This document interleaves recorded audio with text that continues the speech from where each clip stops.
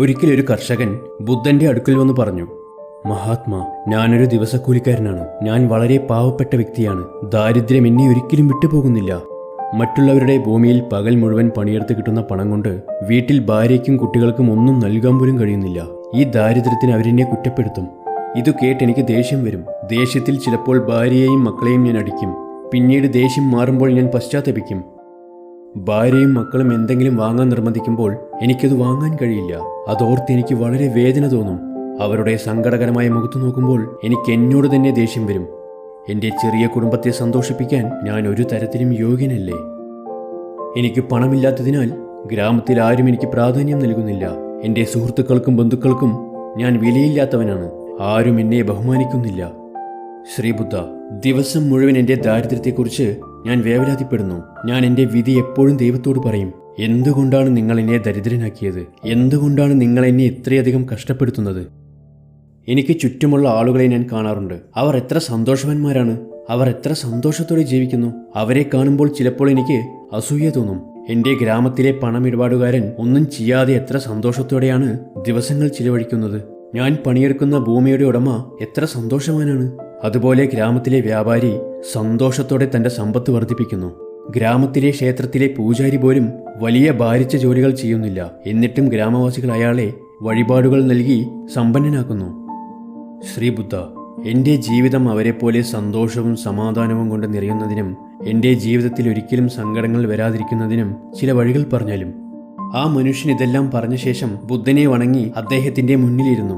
ഉത്തരം കേൾക്കാൻ ബുദ്ധന്റെ മുഖത്തേക്ക് നോക്കി.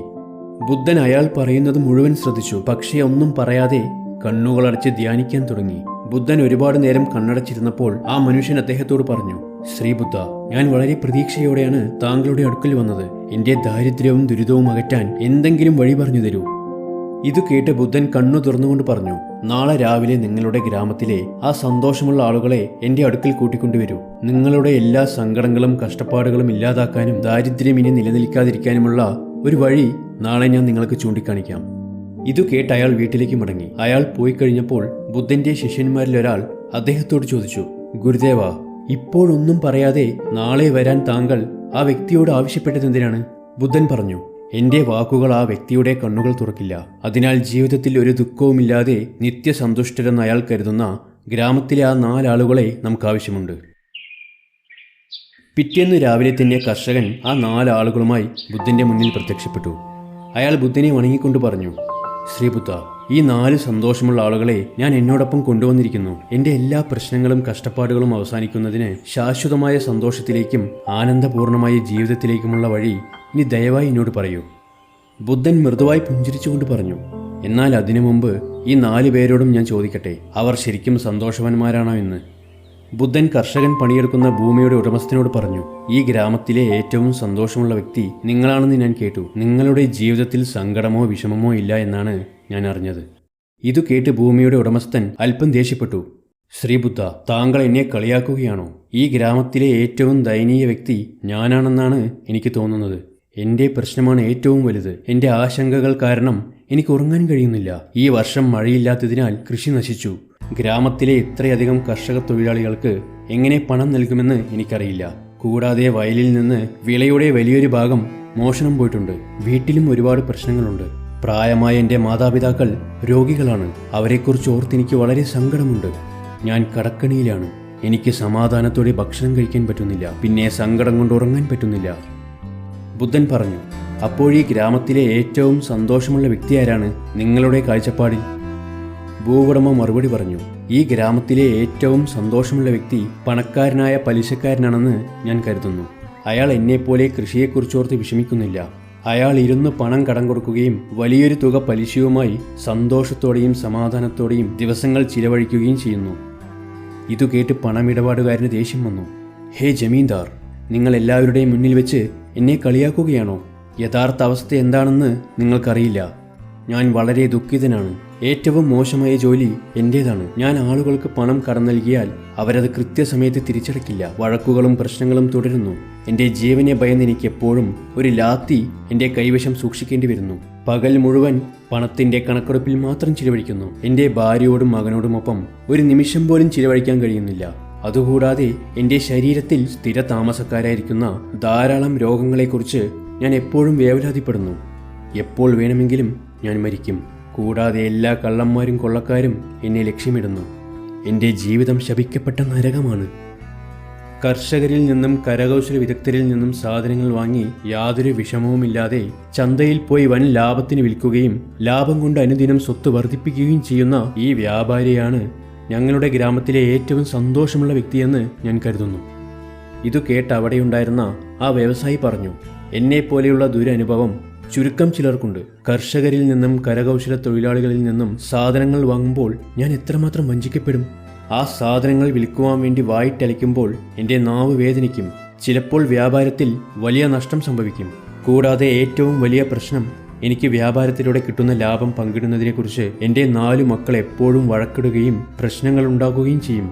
എൻ്റെ മരണശേഷം എൻ്റെ വ്യവസായം നിലനിൽക്കില്ല. എൻ്റെ 4 മക്കൾ അത് നശിപ്പിക്കും. അവർ ഒരു തൊഴിലുമില്ലാതെ ദിവസങ്ങൾ ചിലവഴിക്കുമെന്ന് എനിക്കറിയാം. ഇതെൻ്റെ ആശങ്കകളുടെ അവസാനമല്ല. കുറച്ച് ദിവസങ്ങൾക്ക് മുമ്പ് എൻ്റെ ഭാര്യയുടെ മരണത്തിൽ ഞാൻ ഇപ്പോഴും വേദനിക്കുന്നു. ഓ മഹാത്മാ, ഞാനാണ് ഈ ഗ്രാമത്തിലെ ഏറ്റവും വലിയ ദുഃഖിതൻ. ഇതെല്ലാം കേട്ട മഹാത്മാ ഗൗതം ബുദ്ധൻ പൂജാരിയോട് ചോദിച്ചു, അപ്പോൾ നിങ്ങളാണോ ഈ ഗ്രാമത്തിൽ ഏറ്റവും സന്തോഷിക്കുന്ന വ്യക്തി? താങ്കളുടെ ആശയം പൂർണ്ണമായും തെറ്റാണ്. മഴയായാലും കൊടുങ്കാറ്റായാലും എന്തു സംഭവിച്ചാലും എനിക്ക് ക്ഷേത്രത്തിൽ ദിവസത്തിൽ 2 തവണ പൂജ നടത്തണം. ഗ്രാമവാസികളുടെ വഴിപാടുകളെ ആശ്രയിച്ചാണ് ഞാൻ ജീവിക്കുന്നത്. ഏതെങ്കിലും പുതിയ പൂജാരി ഗ്രാമത്തിൽ വന്നാൽ ആ വഴിപാടുകൾ എനിക്ക് നഷ്ടമാകുമെന്ന് ഞാൻ ഭയപ്പെടുന്നു. മഹാത്മാ, വഴിപാടുകളോടുള്ള അത്യാഗ്രഹം കാരണം എനിക്കു ധാരാളം നുണകൾ പറയേണ്ടി വരുന്നു. അതെന്നിൽ കുറ്റബോധമുണ്ടാക്കുന്നു. ഉദാഹരണത്തിന്, എനിക്ക് വഴിപാടുകൾ ലഭിക്കണമെന്ന് തോന്നിയാൽ ഞാൻ ഒരാളോട് പറയും, ദൈവം എന്നോട് സ്വപ്നത്തിൽ പറഞ്ഞു നിങ്ങൾക്ക് ധാരാളം സമ്പത്തുണ്ടാകുമെന്നും അതിനാൽ ഗംഭീരമായ ആരാധന നടത്തണമെന്നും. ആളുകൾ വഴിപാടിനായി നൽകുന്ന പണത്തെക്കുറിച്ച് എപ്പോഴും ഞാൻ ചിന്തിക്കും. ശ്രീബുദ്ധ, എൻ്റെ പണമെല്ലാം നുണകളിലൂടെ സമ്പാദിച്ചതാണ്. ഞാൻ എങ്ങനെ സന്തോഷവാനായിരിക്കുമെന്ന് എന്നോട് പറയും. ബുദ്ധൻ 4 പേരോടും ചോദിച്ചു, അപ്പോൾ ഈ ഗ്രാമത്തിലെ ഏറ്റവും സന്തോഷമുള്ള വ്യക്തി ആരാണെന്നാണ് നിങ്ങൾ കരുതുന്നത്? ഞങ്ങളുടെ ഗ്രാമത്തിലെ ഈ ദിവസക്കൂലിക്കാരനെ പോലെ ആരോഗ്യമുള്ള ശരീരത്തോടെ വിശപ്പും ഉറക്കവും കൃത്യസമയത്ത് ലഭിക്കുന്ന സത്യസന്ധതയോടെയും കഠിനാധ്വാനത്തോടെയും പണം സമ്പാദിക്കുന്നവനും ഭാര്യയ്ക്കും മകനും കുടുംബത്തിനുമൊപ്പം ഒരു നേരമെങ്കിലും ഒരുമിച്ച് ഭക്ഷണം കഴിക്കാൻ സാധിക്കുകയും ചെയ്യുന്നവനാണ് യഥാർത്ഥ സന്തുഷ്ടനായ മനുഷ്യൻ. പാവപ്പെട്ട കർഷകന് 4 പേരിൽ നിന്നും ഇത് കേട്ടപ്പോൾ തന്റെ കാതുകളെ വിശ്വസിക്കാനായില്ല. അത്രയും നാളായി താൻ വളരെ സന്തോഷവാന്മാരെ കരുതിയിരുന്നവർ അവനേക്കാൾ ദുഃഖിതനായിരുന്നു. തന്റെ പ്രശ്നത്തെക്കാൾ വളരെ വലുതാണ് ഈ 4 പേരുടെ പ്രശ്നം. അവരുടെ കണ്ണിൽ ഞാൻ നിത്യസന്തുഷ്ടനാണ്. ദിവസക്കൂലിക്കാരനായ കർഷകന്റെ കണ്ണും മുഖവും സന്തോഷം കൊണ്ട് തിളങ്ങി. ബുദ്ധൻ അവന്റെ മുഖത്തേക്ക് നോക്കി സൗമ്യമായി പുഞ്ചിരിച്ചുകൊണ്ട് പറഞ്ഞു, പ്രശ്നങ്ങളില്ലാത്ത ദുഃഖങ്ങളില്ലാത്ത ഒരു വ്യക്തിയെ ഈ ലോകത്ത് നിങ്ങൾ കണ്ടെത്തില്ല. ജീവനുള്ളിടത്തോളം പ്രശ്നങ്ങളും സങ്കടങ്ങളും ഉണ്ടാകും. ഇത് സങ്കടങ്ങളുടെയും പ്രശ്നങ്ങളുടെയും കുറ്റമല്ല, തെറ്റ് നമ്മുടെ ചിന്തയാണ്. നമ്മുടെ ജീവിതം പ്രശ്നരഹിതവും ദുഃഖരഹിതവുമാകുമെന്ന് നമ്മൾ ഉറപ്പായും ചിന്തിക്കുന്നു. അതുകൊണ്ടാണ് ചെറിയ പ്രശ്നങ്ങളും സങ്കടങ്ങളും സ്വീകരിക്കാൻ നമുക്ക് കഴിയാത്തത്. അത് നമുക്ക് വേദനയുണ്ടാക്കുന്നു. രാവും പകലും നമ്മൾ വിഷമിക്കുന്നു. എനിക്ക് കുഴപ്പമൊന്നുമില്ലെന്ന് നിങ്ങൾ കരുതുന്നുണ്ടോ?